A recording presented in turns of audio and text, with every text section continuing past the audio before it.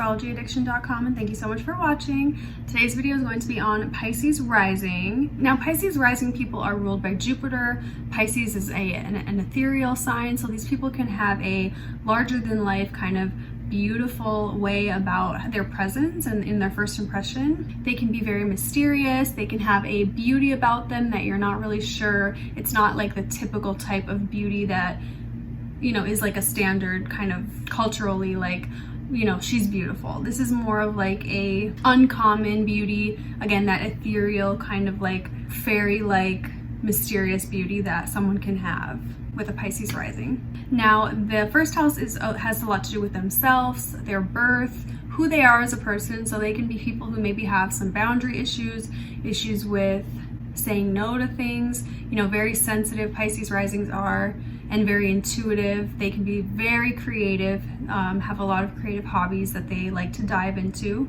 and experience, and they can definitely be super talented, especially if they have a day chart. Jupiter is the most positive planet for them in their chart, so you want to look to where their Jupiter is. That will tell you about maybe where they have these creative talents at. Now, their second house is Aries, which is ruled by Mars, and Aries in the second house can show that they may have had some financial challenges in their life. You know, the second house is their income, how they earn a living, their physical possessions, and things like that. So there can be some type of a potential like drama with their finances. Maybe someone is, you know, trying to control their finances. Maybe they grew up in a more poor situation, or just where finances maybe didn't come as easily as some other, you know, households. And that can be relative to the person. You know, if it's someone who is very wealthy, you just want to compare that to other people who maybe were in their neighborhood, or, you know, even like if the father was missing or something, there can be just some type of dynamic where maybe finances had a bit of turmoil. Now, their third house is in Taurus, so these people can really enjoy learning, especially at a young age. They can have a attraction and passion for learning new topics, especially creative topics, like I said, that they might be interested in. They definitely gravitate towards those types of things. Venus rules the third house, so this can make them very close with their siblings, a really close bond with their siblings, a great love for their siblings if they have any, or even with like their neighbors. They can have really close relationships with their neighbors and rely on them for things. Now, the fourth house is Gemini, so this is where your IC is, and these people can have a lot of moving around maybe when they were younger. Maybe they had to move cities often. Maybe they had to learn how to kind of wear a mask in their home life. You know, Gemini is the sign of two, it's duality, so in their home life, maybe they had to kind of pretend to be one way to please their parents or please whoever they were living with, and, you know, they were really a different way. You know, maybe they wanted to be more creative, or they wanted to have these different hobbies that weren't accepted in the home. But the home, for the most part, is a mental place. You know, the parents probably really instilled like reading books, learning, you know, doing things that were good for your mental, you know, activity, like not just sitting online all day. There could have even been like two households that they lived in, you know, with maybe living with the father in one, you know, every other weekend or something, and then living with the mother other times, because again, that Gemini brings the duality to that. And in their later life, they can certainly love to, you know, move around and explore, and that kind of goes to their midheaven in Sagittarius. They can love to travel, love to, you know, explore new cultures and move to new places. Now, the fifth house in Cancer is children. It's the hobbies and creativity that they have. So these people can definitely have a lot of children. They can certainly be very fertile. The Cancer is ruled by the moon, so they may want to have a lot of children. They may really enjoy children. They might want to even get into like a career or some type of hobby where they're helping children in some way, or nurturing people, healing people, that type of thing. These people can definitely, you know, depending on their mood, like their emotional state, that really, you know, tells them if they're going to get into a creative mode. You know, if they are very depressed or very happy or what have you, that can kind of determine the type of creativity that they do. Like if they are a musician or an artist or something, then, you know, their emotional state will kind of dictate what they're creating. Billie Eilish, for example, is a Pisces rising, so, you know, I'm sure her emotions kind of weigh heavy on what she's doing and what kind of work she creates in her hobbies. Now your 6th house is Leo for Pisces rising. And these people, again, it comes back to that creativity. I think this is definitely one of the most creative placements you can have.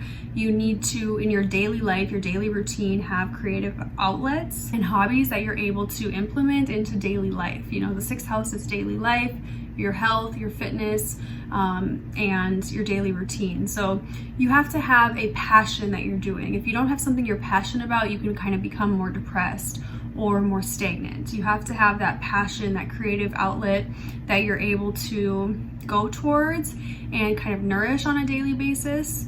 Because this is someone who probably couldn't work in like an office setting. It's not someone that could do really well maybe being like bossed around. You know, they need to have creative control over a project, or they need to have some type of say. You know, they have to be like a leader. Leo wants the recognition, it wants, you know, to create, it wants the attention. So with that, you know, daily routine and in the workspace, you definitely need to express that. Now the 7th house is Virgo. This is going to be your relationships, your marriage, your business partnerships.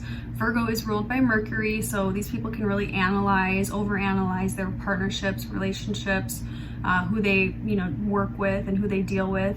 They can kind of have anxiety about these relationships even, and become very critical of them, you know, of the partner that they're with, of themselves even in the partnership. Like they blame their partner, and then they're like, wow, well, was this actually my fault? Or you know, they kind of go back and forth. It's very mental, their relationships. And they can sometimes end up serving their partners a lot more than maybe is healthy, giving up a lot, sacrificing a lot for their partners, for their marriage partners or their, you know, intimate partners. Because a Virgo is the sign of just, you know, slavery, giving up things, sacrifice. So that can be a theme for them in relationships and partnerships. The 8th house for Pisces rising is Libra. So putting Libra here brings a kind of mental quality, a Venusian quality to the areas of life, such as death, taxes, you know, sex, those types of things. They can be interested in learning about that. These people might have a attraction to learning about mysteries, you know, serial killers, things like that can be very interesting to these people. Venus brings a lot of, you know, bright positive things here. So depending on where their Venus is, you know, if it's with Pluto, that can even intensify that further. Or if this is with their moon, you know, maybe they have an emotional connection to death. Maybe something has happened to them that is more, makes that more important for them. But I don't think these people really dwell on that a lot. It's more of a interest, a fascination, and they can even have good benefits for, you know, in regards to like their taxes. You know, Venus there brings in maybe benefits, money, and, you know, potentially just good fortune there. Now the 9th house is Scorpio for these people, and the 9th house with Scorpio shows that there is a strong passion, strong kind of Martian desire to explore, to learn, especially to explore different cultures and wanting to go places. They have this deep kind of interest in other people, and even higher education. These people can be people who get obsessed with studying, you know, studying certain types of topics. Maybe they are not in your standard type like program for education at a university, but they probably are always, you know, obsessed with something, studying something, very, very deeply interested in learning about certain topics.